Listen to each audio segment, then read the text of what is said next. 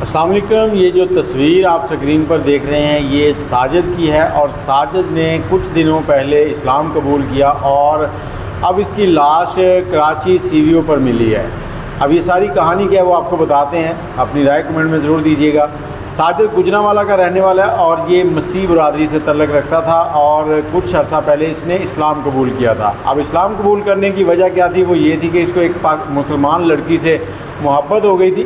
اب لڑکی نے اسے کہا کہ تم مسلمان ہو جاؤ، پھر ہم شادی کرتے ہیں، تو اس نے اسلام قبول کر لیا۔ اور لڑکی نے جب اپنے گھر والوں سے بات کی کہ میں اس لڑکے سے شادی کرنا چاہتی ہوں، تو ان لوگوں نے ان کی شادی نہیں کرائی۔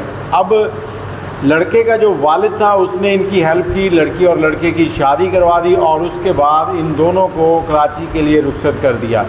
اب لڑکی کے گھر والے جو ہیں وہ لڑکے کے گھر گئے، لڑکے کے گھر کو آگ لگائی اور جلا کر چھوڑ دیا، اور کچھ دنوں کے بعد کراچی پولیس کو ایک لاش لڑکی اور لڑکے کی ملتی ہے، اور ان کا پوسٹ مارٹم ہوتا ہے۔ جب پوسٹ مارٹم ہوا، فنگر پرنٹ سے پتہ چلتا ہے کہ یہ وہی ساجد ہے جو گجرانوالہ سے کراچی آیا تھا۔ اب مجھے دلی طور پر اس بات سے بڑا دکھ ہوا ہے کہ یہ بڑی پریشانی والی بات ہے، اس طرح سے نہیں ہونا چاہیے تھا۔ جب